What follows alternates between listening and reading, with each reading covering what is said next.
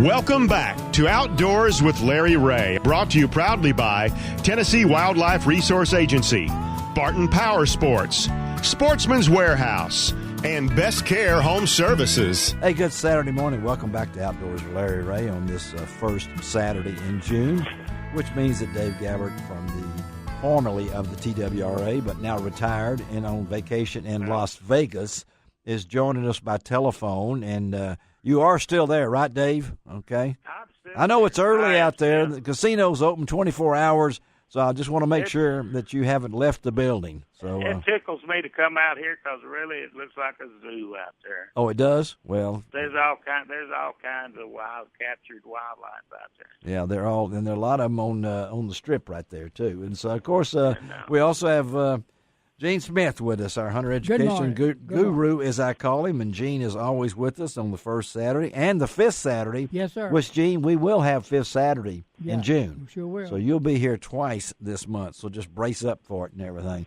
You know, we've been talking a lot TWRA, which we normally do on this first Saturday since they're one of our sponsors, the Tennessee Wildlife Resources Agency. But also, we just like to get a catch-up on them. And, of course, we like to slip in some things. And I can't think of a better guy to slip into the show right now because, I don't know, I got a lot of waterfowl hunters out there that love to talk waterfowl hunting. I don't care what time of the year it is. And Dave Gabbard on the other line is one of those guys. I wish that John Devney, first of all, good morning. Good morning. And before I really talk about you, I want you to know that you have two connections here with Dave Gabbard. All right? Now, Dave just told us that he spent 5 years in the Air Force in Bismarck. Okay? Yep, in and out of Bismarck. In and out of Bismarck. But I want you to know also, John, that Dave is a member of one of the most exclusive and unbelievable duck hunting destinations in West Tennessee. It's called the Taj Mahal. Now, if you heard that was the duck hunting place you were going to, what would you think it would be like? Oh, let me see. I would guess 2-story blind, biscuits and gravy. Oh, you're going, John. You're rolling, John. You're rolling. And a bunch of gadwall would be my guess. Dave, tell him, how many does it shoot, Dave? How many does it shoot? Oh, well, we can shoot 19 guns out the front. What do you think about that? That isn't a duck blind. That's an infantry position. And Dave is in charge of sausage and biscuits, too, John. I'll tell you that much, too. But, hey, appreciate John Devney, longtime friend of Outdoors with Larry Ray. He's senior vice president for our good friends with Delta Waterfowl, the duck hunters organization that likes to talk about, based out of Bismarck, North Dakota.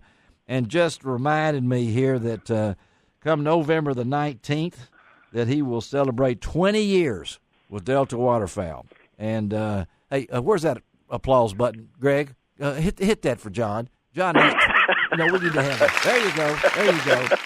Hey, Larry, I've never had one of those. Will you send me a copy of the show? Oh, yeah, you're going to get a copy of that. Everybody stood up and applauded in this room this morning. So, but really, John, I know that if anybody has a heart for Delta Waterfowl, it's John Devney. And recently, John was named and joined a part of the new Hunting and Shooting Sports Conservation Council formed earlier this year. And that's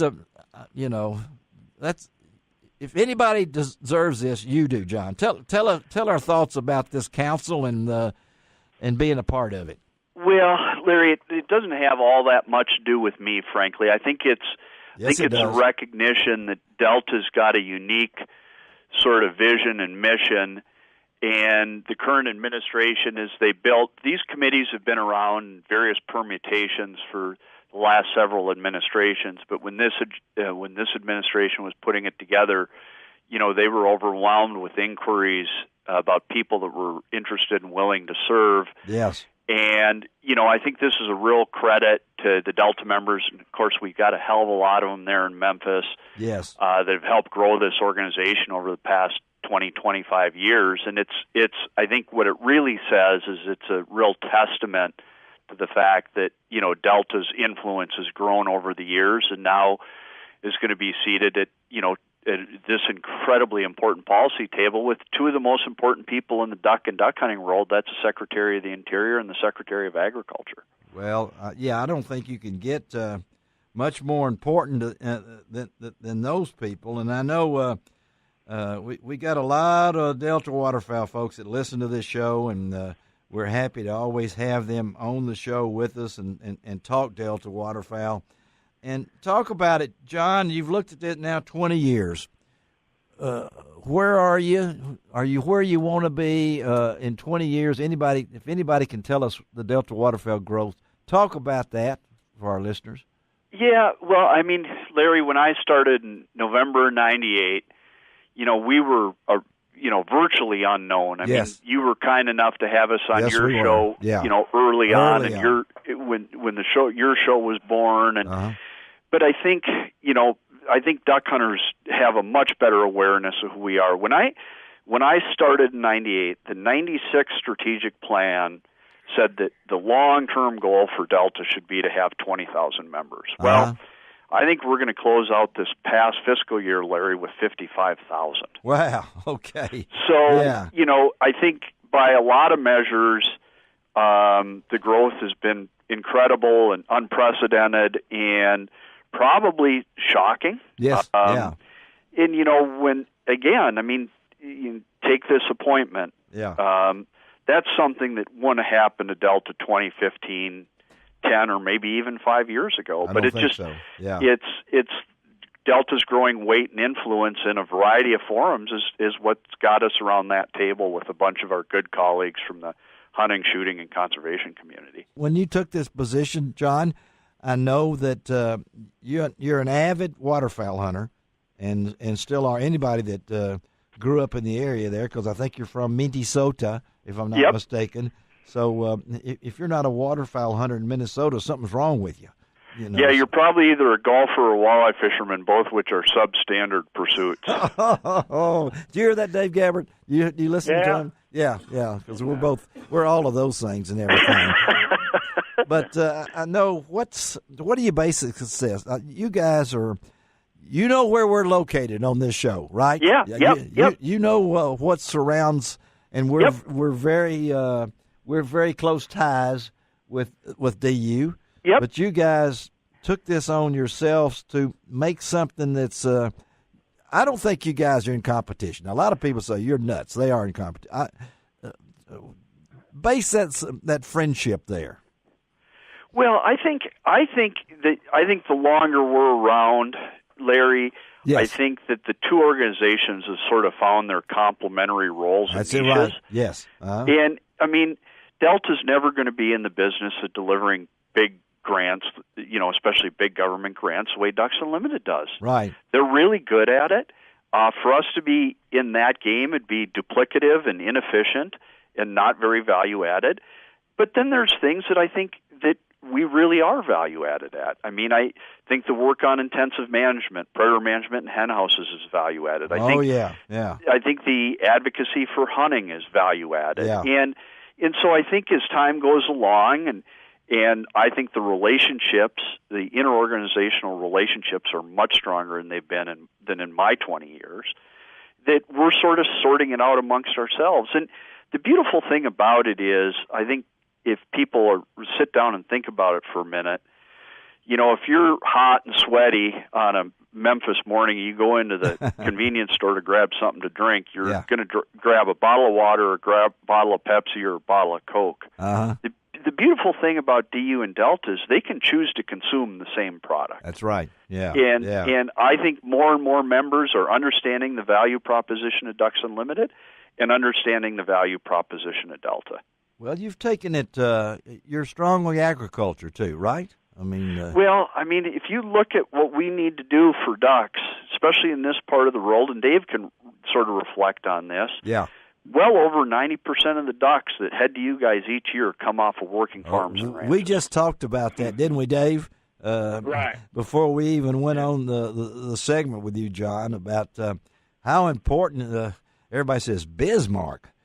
Man, you're important to us here. We love you up there, okay? So, and that the person the average duck hunter down here that's never been up in that direction would be amazed. Yeah. Just by going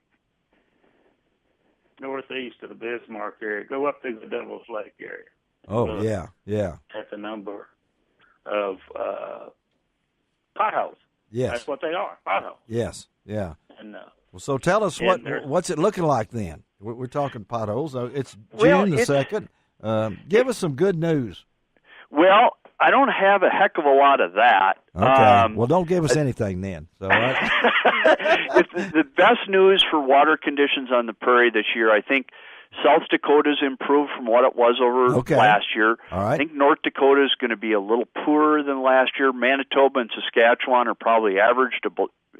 Okay. Sounds like Manitoba's average, southern Saskatchewan below average, but Montana and southern Alberta look to be in pretty darn good shape. So it's like it is a lot of years, Larry. It's a bit of a mixed bag, but we're not going to see a world breaker pond count or duck estimates, especially pond count, when the feds release it in August. Yeah. Well, can we send you some of our rain? I mean, we'd delightfully take it. So would our farmers and ranchers. We're about 10 inches above normal, and Alberto just came through here, and I don't know where they got Alberto's name, but I wished he hadn't arrived. But, You'd taken a different track. Oh, we would have taken it. Let's talk about December or something like that. We would have taken the rain. Again, we're talking to John Devney, our good friend, Delta Waterfowl Senior Vice President. I have a question for John. Do it, man. Being up there,